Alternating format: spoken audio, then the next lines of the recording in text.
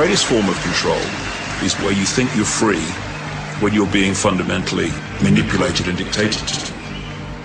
One form of dictatorship is being in a prison cell and you can see the bars and touch it. The other one is sitting in a prison cell but you can't see the bar, you think you're free. What the human race is suffering from is mass hypnosis. We are being hypnotized by people like this.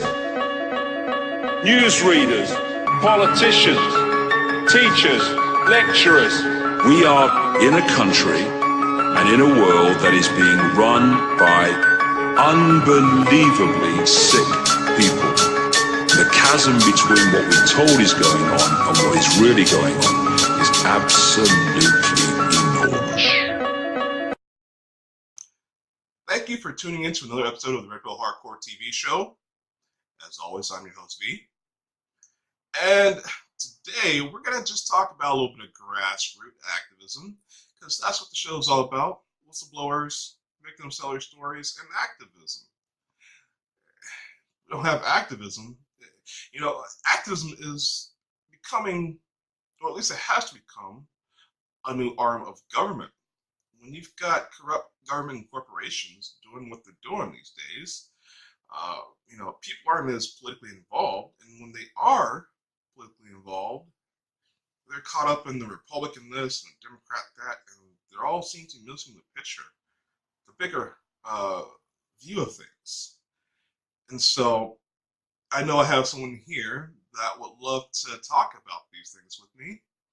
I have published author, Camille Marino. How are you doing? Hey, V, thank you. Yeah, I'm doing good. All right. Well, you are an activist, one with a history. I was surprised I hadn't heard of you until now. Please tell the world who you are. Okay, so let's see, about 10 years ago, I didn't mean to become an activist, but sometimes you learn accidentally that things are just not right. And in my case, it was about what we do to animals. Initially, it really offended me because my whole life, I was a part of a system that profits from the abuse of animals. So initially, I became vegan. I just removed myself from that paradigm. As I began to learn, you know, it becomes apparent that this is all about money. Everything's about money. You mentioned Democrats, you mentioned Republicans. In my opinion, is that we live in a corporatocracy. Corporations own the parties, and everything revolves around money. In fact, you mentioned that I wrote about the tagline on the back of it is, when powerful people have secret side, speaking truthfully becomes the crime. And I'm here in Florida, so pretty much I wanted to focus my energy where I could make a difference. And I found I had this hundreds of millions of dollar business inside the University of Florida experimenting with animals. And I want everyone to care about that, okay? I want everyone to be concerned that we're doing really horrific, torturous things to other living beings. But I realize most people will not engage on that level. So maybe I'll engage when they find out that it's their tax dollars that are funding these experiments behind closed doors. Initially, I had a good court because they're not coming out into the open and saying, hey, look what we do to animals. So it's your money that goes into this allegedly for science. But if you've ever watched TV, you've seen commercials for drugs. Has your loved one died? Have you had a stroke? They have one that's kind of fun. Have you become a compulsive gambler? This is because these drugs are tested on animals for money. And then they get to market, and then they're tested on people. So people die, they're maimed, they are disabled. And essentially, when I started going public and actually won my first lawsuit, I became a threat to hundreds of millions of dollars. Thus, 5 weeks later, that was the first time I was arrested in my life. So now, honestly, I lost count, but I think I have 13 arrests, 2 extraditions, a raid on my house. You name it, they've done it. They've done everything imaginable to silence me. Thus, they give me a platform now to talk about it. Well, so let me get this right. Are you one of those, throwing paint on the fur coats people? Not personally, but I absolutely support it. Okay. Well, so are you connected with PETA in any kind of way?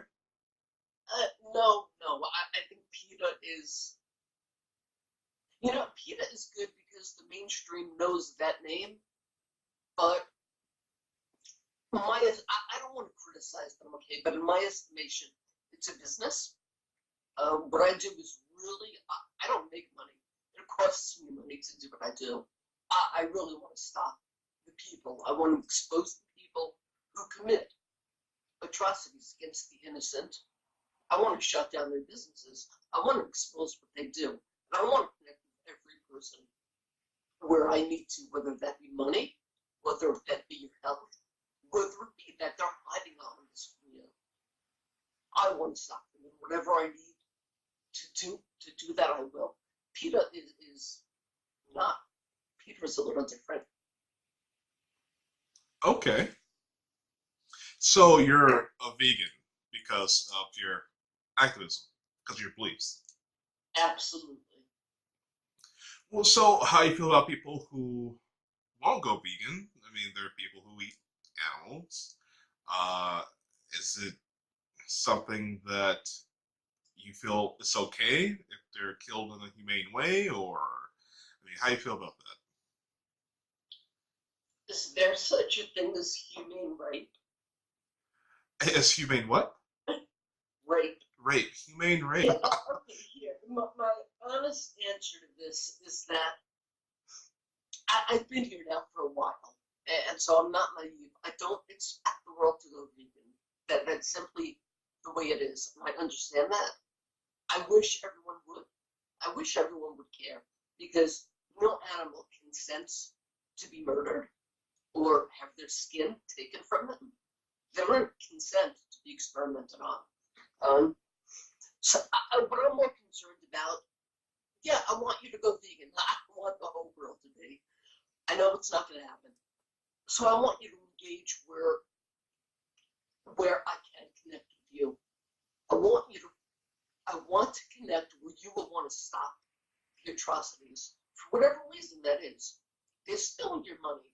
If you don't care about the animals, then care that they're stealing your money. If you don't care about that, maybe you'll care that they're experimenting on humans. Or maybe you'll care that the factory farming system is designed in such a way that the animals are raised in disease. It's destroying the planet. They're given hormones, antibiotics, which are in turn fit to us. Well, I mean, I'm vegan, but are fit to people. So once we get sick, the pharmaceutical industry can come in and then make money giving you drugs to take care of whatever your ailment is. It really is an entire system in which we are enslaved to it. What do you think would be acceptable? I mean, these products have to be tested, I guess. I mean, I know they're cosmetics, and that is the superficial industry, because we're all made to worship materialism and to worship idols and to worship, these things to be vain. They make lots of money off of vanity.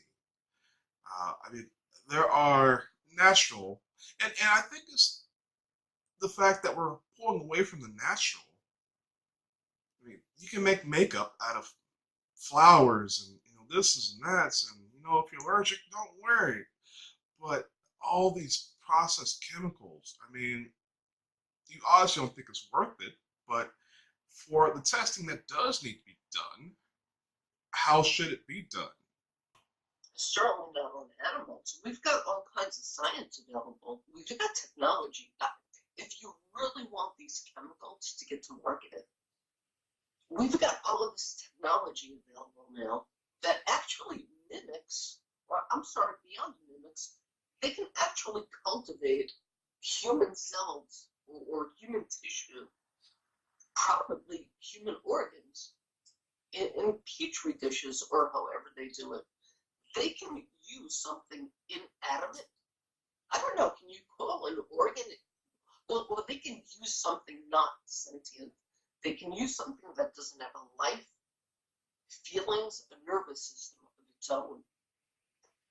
And there's no need to use animals, but it makes them a lot of money. That's the bottom line. And here's the proof of that. If you extracted money from the equation today, nobody would say it's necessary tomorrow. Well, I think this is a very difficult issue because you're crossing over into essentially cloning, human cloning, or any kind of cloning, and we all know where that's gonna go. There's nothing. Frankenstein's. I'm sorry, say that again?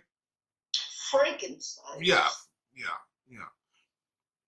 And it's really a psychopathic industry to have to test on things.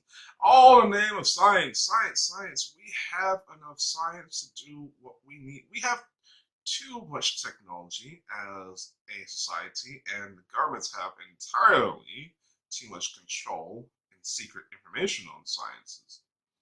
As a species, if we're not spacefaring entities, why is the science overdeveloping? How fast do you need your Wi-Fi? Or your internet connection? How fast, there can only be so much progress. I believe we've stagnated, and people are just using science to abuse each other. I mean, you're creating psychopaths. People don't care about the feelings of the animals. It's just a specimen. It's not human life. It's even gotten me to the point where, I'm that guy that, sees a cute cat video. I'm gonna sit there and watch it. I can't resist. I love animals. I love funny animal videos, and at the end of the day, it's like, well, these are the fortunate creatures. What about all these other animals that are being tested on? You know they have feelings. You know they have personalities. If you've ever seen any of these adorable animal videos, you know they have more personality and more feelings than most humans I know. And I would really like for a lot of these people to be tested on in the name of science. But I agree. And I'm a meat eater. I mean, I'm not going to sit here and be a hypocrite. But if I had a control over the way these animals are taken care of, they should have free range chickens, free range animals should have the best grass and seed, everything to eat. No hormones, all that, just the best lives ever. And hey, the time to come when your time is up, it needs to be. They need to have a happy life to the very end. Because I personally have had meat of processed animals versus a happy animal that just got it quick, didn't know it was coming. And I can actually taste the difference in the meat. You can taste the murder. You can taste the misery. I mean, have you experienced that? No. And let me say, I ate animals for 43 years. I used to order my steak, not rare, but still moving. So yeah, I was deeply entrenched in this culture. But you mentioned the word psychopathic. And to you and I, that has a meaning. Do you know the name John Draze? No. Let me tell you who John Draze is. He's a scientist and a very respected one. He's dead now, but he developed this wonderful system of testing products by taking cute little bunny rabbits, putting them in this contraption where they're restrained by their necks, and injecting caustic substances into their eyes. Now, if that's not psychopathic, I don't know what is. But these are the people who the industry celebrates. I don't think common people, I don't think the average, I certainly didn't know this. I went through 43 years thinking, you know, animals they lived on old McDonald's farm and went merrily to their deaths. I never even thought about it really. So no, I've not tasted the difference, but I know what murder is, and I'm not sure you can quantify a gentle death with one that's more horrific. The end result is that you're taking a life. Oh, all right. So where do I go from there? I don't want to seem like I'm gonna defend the meat industry. I'm not gonna be giving up my meat, but I do think there's better ways to do what we need to do because there's a food chain, and unfortunately we're a part of it. But that doesn't mean that we shouldn't take care of our animals. And as far as that is concerned with the vegetables and being vegan, I went vegan. I want to say about 6 months. I had a roommate. Oh God, I was young. I had a roommate who ate all the food that I would bring into the apartment. No mention of paying back or getting more or anything like that. It's just like this guy's eating me out of house and home. And so I started buying vegan. Let me tell you what. I wasn't starving anymore. And the vegan food wasn't that bad. It was a little bit more expensive, but you know, I got to eat. Well, there you go. I guarantee it was healthier for you. And so how do you feel about Monsanto being a vegan? Of the evil empire, you mean? Yes, the evil empire. You know, what can I possibly say? But see, I don't focus my energies in that area. I'm not sure what I can say about Monsanto except if you control the food supply, you control the world. And it seems to me that that's their agenda. Absolutely. And with that said, we're going to take a quick commercial break, enjoy the segments, and we'll be back.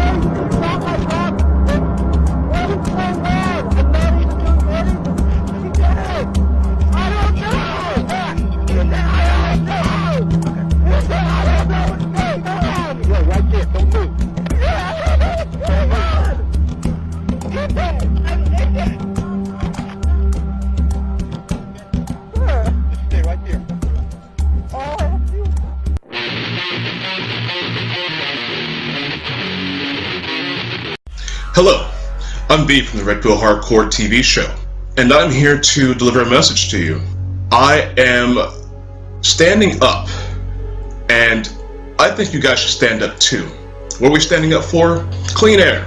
The New World governments have been spraying aluminum, strontium, barium, all kinds of nanoparticulates, salts, heavy metals, and we are losing our environment. We have trees with aluminum toxicity. Our wildlife is disappearing, one species at a time. We have weather warfare weaponry. If there is anything such as global warming, well, we have ionospheric heaters that's dramatically bombarding our atmosphere. All this damage can be done to the environment by these nanoparticulates being sprayed into the atmosphere. We know that it's causing respiratory issues. We know that it's causing autism. We know that it's causing Morgellons, the transhumanistic disease. What else is it doing? I think it may just be altering our minds. Watch my movie, and then you decide.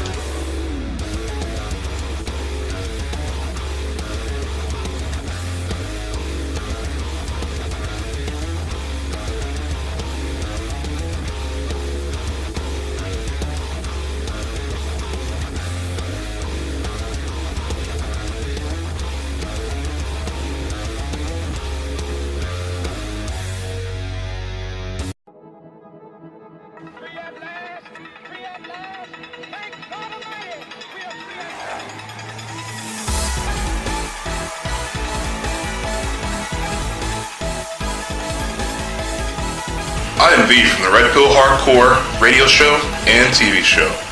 I'm here to tell you guys about my militia, the Red Pill Militia of Minnesota. The militia is there to protect the people of the United States from any enemy that may threaten our way of life, regardless of religion or political stance. We will unite the people as one to fight tyranny of any form from anywhere, including our own government. We will see the people free again. I hope you would like to join my militia. Please visit our Facebook page, The People's Red Pill Militia. Like, comment, let us know in general what you think. And if you want to be a volunteer, all you have to do is coordinate with our members. We're all honorary brothers of the militia because we all protect our freedoms. Our constitutional rights are the most important things that we have as American citizens. So please help me in protecting those rights and join my militia.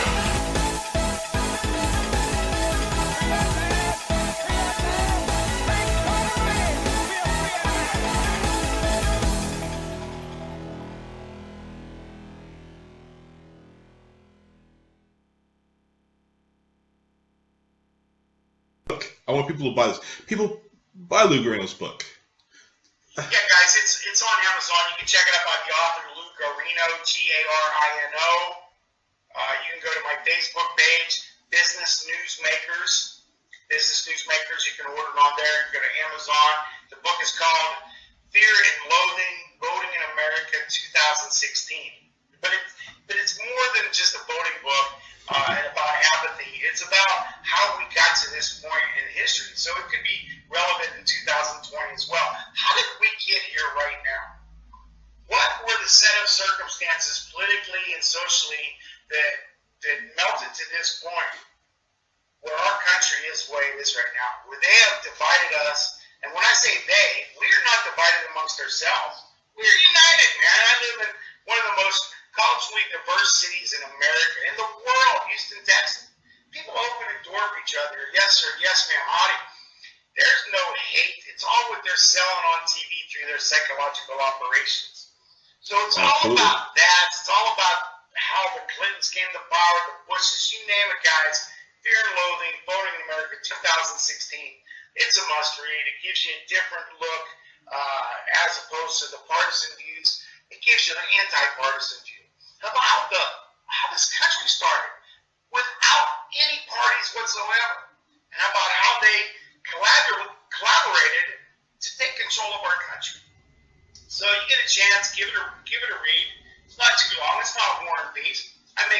rather quickly.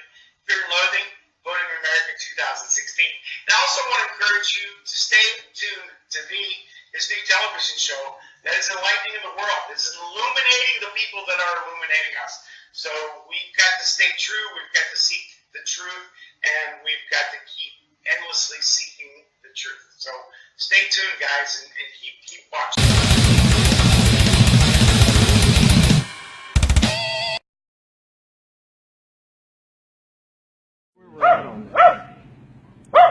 I just don't understand.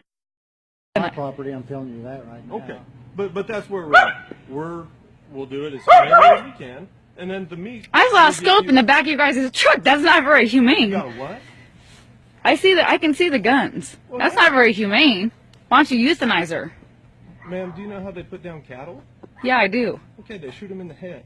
So you're gonna shoot her in the head? Yeah, I am. After you put her, that was real nice. That's what we're gonna do. It's the most humane way to put her down to solve this problem. And this will be destroyed or hidden or gotten rid of. Right now, I know where this deer is. Okay? You told me that it comes and goes. I have it right here. If I go get a search warrant to seize this animal, when I come back, I can't guarantee that it's going to be here. So right now, I have it's called exigent circumstances. Okay? Come onto your property to seize this evidence. You guys make up your own rules. No, sir. It's defined by the Constitution. Yeah, whatever. Come on. If you'd like to put Go. your dogs in the house, please.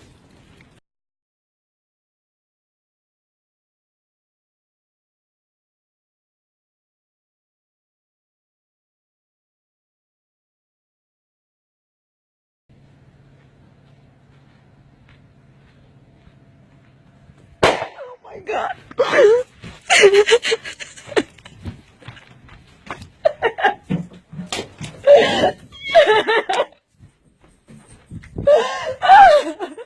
Or not, they don't care.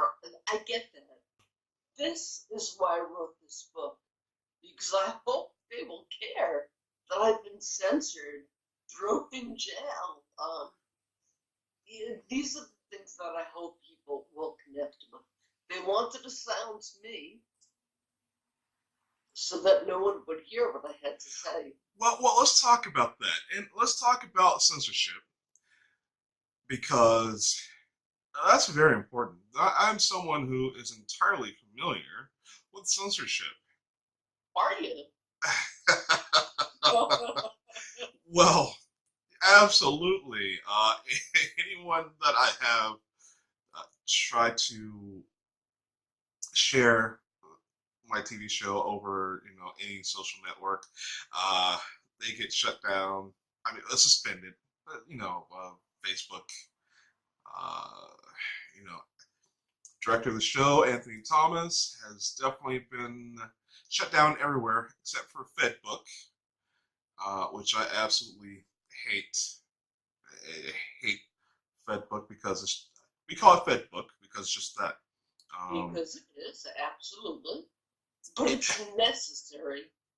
Well, yeah, people don't understand the history of Facebook, because back in the Middle Ages, Europe had a system in which they kept track of the prisoners. They had books with illustrations of people's faces, of the prisoners' faces, and they kept information, files on the prisoners. This is where Facebook comes from, ladies and gentlemen. Please. That kind of makes sense. I've never heard that, but it's not that preposterous. Well, so yeah, the censorship is insane. Even the TV network is getting censored more now than with the network than ever. So it's like, oh, sorry guys, but no, you're talking about real stuff, so it's okay. So you've been censored. I want to talk about your struggles with being heard. Well, you mentioned Facebook. I, again, lost count, but I'm going to say that I've had 10 Facebook accounts removed, a couple of YouTubes, one website. you name it, and the corporate media shut me out once my powerful adversaries began to complain. But let's take this to another plane. I've had the government enforce censorship. I was banned from the internet twice, totaling more than 3 years. If I would have gone online to check, if I would have gone on Netflix, they would throw me in prison. The first time for up to 5 years. The second time it was for up to 10 years. Once I was already on probation. You'll love this one. My charge was posting a message. They extradited me to Detroit, applied this charge that I've got the honor of being the only person in Michigan ever charged with posting a message. But it was all to get me in the system. So once I was in the system, I came back home to Florida and said, oh, you're on probation now, so you have no rights. We'll take you off the internet. Not even a cell phone that was internet capable. Then they went beyond that and said, oh, no activism for you. If you even mention the word vegan, pass out a leaflet, prison 5 years. So that's not legal in any way, shape, or form. Is that? Did you have a lawyer? All right, you know what? I didn't know this. I was never in trouble with the law. Once you are on probation, the first time I went to jail, somebody said to me, this girl named Jessica, she said, I will never take probation again. Let me do my time and get it over with. I was like, that doesn't sound right. Give me probation, let me go home. From where I sit now, throw me in jail, let me do my time. I will never take probation again. Once you're on probation, you cease having any rights. The Constitution doesn't apply. They can walk into your house 24 hours a day, open your drawers, turn on your computer. This is against the Fourth Amendment, by the way. Yeah, absolutely. The amendments do not apply. There's no protection from search and seizure. There's no First Amendment. Definitely no Second Amendment. I can't have a firearm still. Once you're a felon, that's for life. It doesn't go away. So yeah, you know what? This is the bigger picture to me. If you jaywalk and they really have it out for you, they can say, well, you broke the law, we're revoking your probation, and you're back in jail. So this is the bigger picture. And once you're in that system, it's, in my case, it was a nightmare. Absolutely.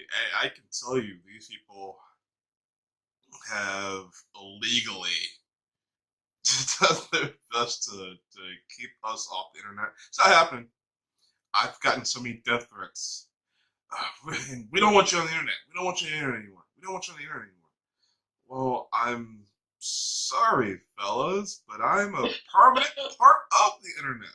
I'm part of media now. I'm part of everything that you wish I wasn't in. It escalated to this point. It didn't have to, but it did. So, yeah, I can imagine that. Not being able to own a firearm, not being able, just to have someone step all over you like that. And for a simple fact, what was your felony crime, by the way, if you don't mind me asking? Posting a message. That was the felony, the original charge.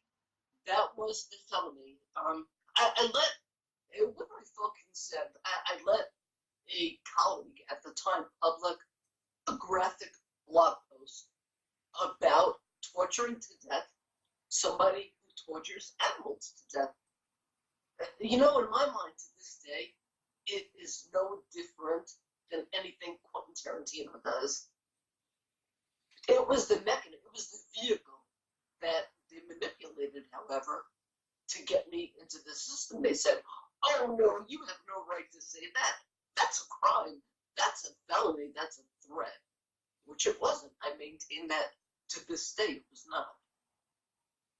I happen to be in that segment of the population, though, that cannot buy justice, which is what the legal system is about. So I took a plea, they took my rights, threw me in jail, and here I am, 8 years later, just coming out of it. Well, what would your advice be to someone who would be faced with this situation? Because legally, this was a crime. They violated your First Amendment right. If your original felony, your original crime was posting, well, yeah, they violated your First Amendment. You, in fact, should be having these people in the Supreme Court right now suing them for what you've had to go through because of this. So, I mean, how are you working through it, and what's your advice to someone who's being censored, like me? Well, I have great advice. I believed all along that the more they silenced me, the more they repressed me, the more they threw me in jail, that they were giving me the platform that I ultimately would use to be able to speak about what they did. And, you know, I published this book on April 1, under the threat of being prosecuted for this. And in my mind, if you really want to get a book famous, you prosecute somebody and you censor it. So in a little bit of a way, I feel like this is my protection. A book called Uncensored that they take out of circulation. A book about censorship has been taken out of circulation.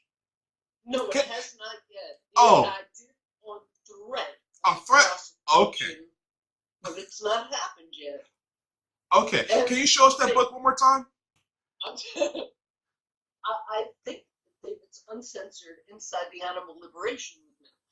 I think my adversaries realize that if you really want to silence me, trying to censor my book is probably not the best way to do it. Well, control freaks. Well, what happens to control freaks? They lose control. That's inevitable. So, absolutely. Some people are just, I think some mental illness, I think. You're obsessed about something that you didn't have to begin with, and you're going to try to grasp onto just to really lose it forever. And control is just the same thing. It's like a drug. People are drug addicts. People who have to control, because they're missing something in themselves that should complete them. But these are broken people who are not whole, and they have to live in other people's lives just to feel important and to feel superior, to feel something, you know. Just like the little psycho kid who, you know, ends up cutting off the heads of animals and moves on to people. They can't feel anything unless they're controlling somebody, and it's really a waste of time. It's a waste of resources, a waste of life. Absolutely, it's a waste of energy. You people go get a life. I hate to sound cliche, but get a life.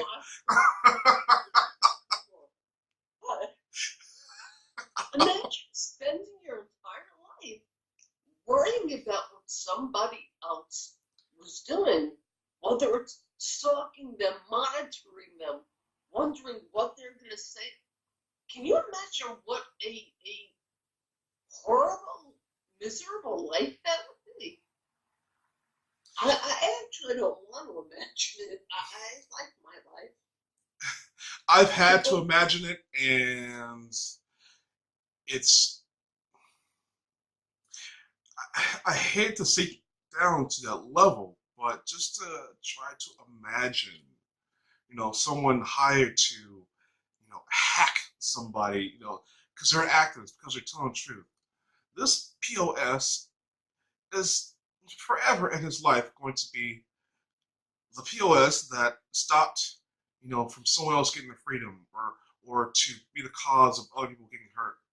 And these POSs don't care. Why? Because they're POSs.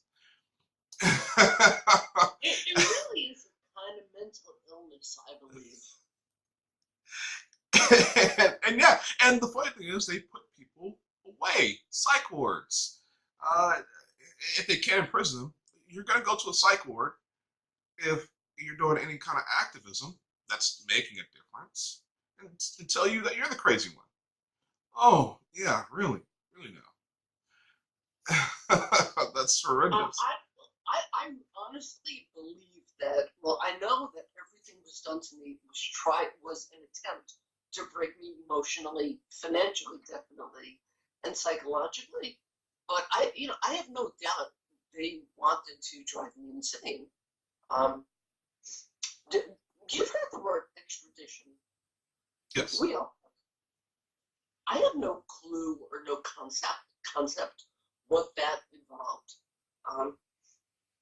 Plucked me out of my life in Florida, literally sealed me up inside a tomb, shackled, handcuffed, fully restrained on my own, unable to move in this little coffin with 4 other women, sealed inside a cage, inside a van, and that's how you live for 8 or 10 or 14 days. You eat there, you sleep there, you have little breaks to go to the bathroom, trained under a shotgun as you visit different jails. But if this isn't torture, it's pretty beyond me what is. Then when you actually go to jail, do your time. In my case, I came out. I said, it's all over with, I made it.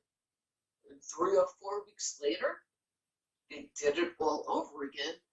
This time they wanted to put me in jail for a YouTube video. You were going to be, they threatened to put you in jail for a year? YouTube? 5 years. They dragged me back to Detroit, and for a YouTube video. They submitted a YouTube video that had been online for 2 years already at that point, was a violation of my probation. But I want to backtrack 1 second. You said, what advice would I give anyone else? The one thing I need people to know, never plead. Never. If everyone demanded a trial, the legal system would shut down in its tracks. It's set up to intimidate us into taking a plea, into playing their game, so they get to usurp our rights. The system is set up to intimidate us into accepting a plea, and they will commit you. They will throw the maximum for whatever your infraction was. If you go to trial, you're getting 10 years, you're getting 20 years. But hey, take this plea. We'll give you 6 months, you'll go home. If everyone demanded a trial, the legal system would shut down. They don't have the manpower to hear all these cases. They want to get you into the system as quickly, as easily as possible. They took a win in their conviction column. You become a number. You acquiesce your rights. You relinquish your rights, which I didn't understand. I was never in trouble at the time. So that's the one thing I tell everyone. Never take a plea, ever. And I agree with that. I've actually given that advice myself. Yes, absolutely. If everyone were to demand the trial that they are entitled to, especially if your First Amendment rights are violated, or any of your constitutional rights are violated, take it to trial.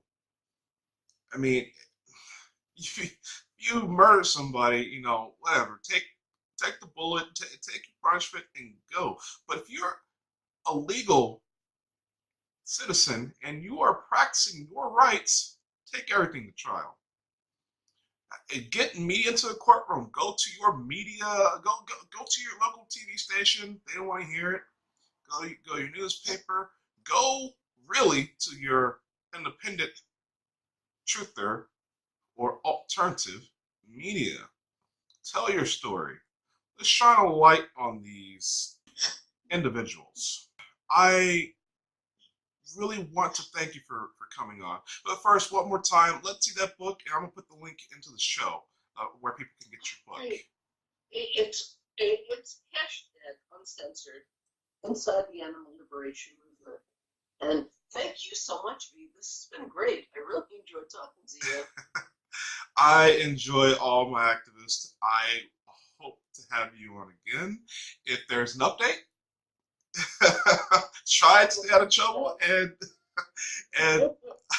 let's get those book sales going, because people, that's a big book. It's a big book for a reason. So you might want to learn everything that's in the book before something happens to you. So you don't know your rights. Hey, you're fair game to the corrupt system.